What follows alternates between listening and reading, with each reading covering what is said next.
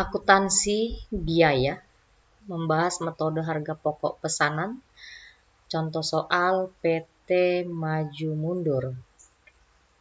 Pada bulan November, PT Maju Mundur mendapat pesanan 1.500 undangan dari PT Sentosa dengan harga 4.000 per undangan dan diberi nomor 401. Perusahaan juga menerima pesanan brosur sebanyak 21.000 lembar dengan harga Rp1.100 per lembar.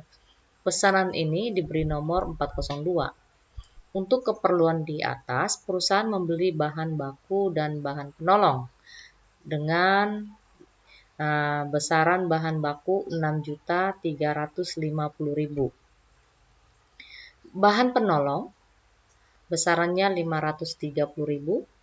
Penggunaan bahan baku untuk pesanan 401 1.550.000, pesanan 402 4.500.000, untuk pemakaian bahan penolong 315.000. Biaya tenaga kerja pesanan 401 upah langsung 1.200.000. Pesanan 402 upah langsung 4.200.000 dan upah tidak langsung 4 juta, totalnya 9.400.000. Gaji karyawan administrasi dan umum 5 juta, gaji karyawan bagian pemasaran 8.500.000, sehingga total jumlah upah dan gaji 22.900.000. Tarif BOP pesanan dibebankan atas dasar tarif 125% dari BTKL. Biaya overhead pabrik sesungguhnya, BOP sesungguhnya yang terjadi selain BTKTL dan bahan penolong adalah terdapat 5 ya, BOP sesungguhnya dengan besaran Rp7.550.000. Diminta buatlah kartu harga pokok kedua pesanan dan jurnal yang diperlukan. Pertama, mencatat pembelian bahan baku dan bahan penolong. Kedua, mencatat pemakaian bahan baku. Ketiga, mencatat pemakaian bahan penolong.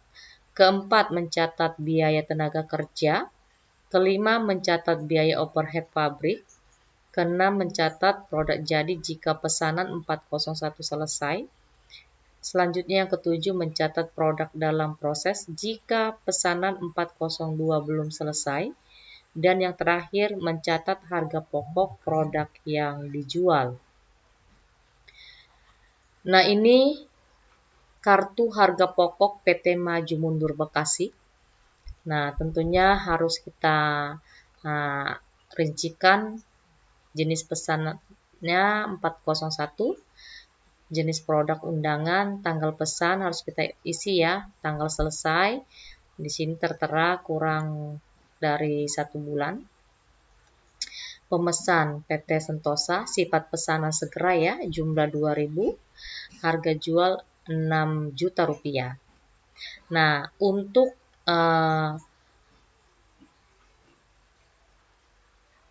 pesanan 401 ini membutuhkan biaya produksi, biaya bahan baku, jumlahnya 1.500.000 ya, terdapat kertas 900.000, tinta 600.000.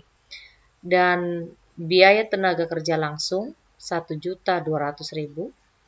Sementara BOP itu ada tarifnya 125%. Ya, jadi 125% dari 1.200.000 itu 1.500.000, sehingga total biaya produksi 4.200.000 untuk pesanan 401 ya. Nah, untuk pesanan 402 ya, dengan harga jual 23.100.000.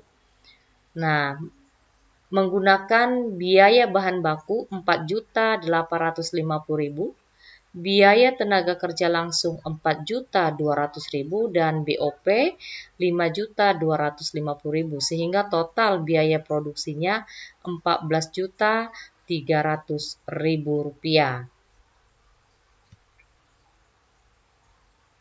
Jurnal yang diperlukan yang pertama, mencatat pembelian bahan baku dan bahan penolong sebesar bahan baku yang dibeli tadi, ya. Di sini kita catat secara kredit sehingga timbul utangnya ya, di kredit 6.350.000.